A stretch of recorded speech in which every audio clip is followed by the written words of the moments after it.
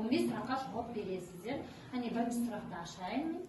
Қазақ тілінде неше әріп бар? 42 әріп бар. Әне басып көрейін. Дұрыс, 42 әріп бар екен. Енді келесі сұрағымызды оқиын. Дауысты дыбыс қандай текшемен беріледі? Қызыл дыбысы. Дұрыс, қызыл текшемен белгіленеді. Келесі тапсырмамыз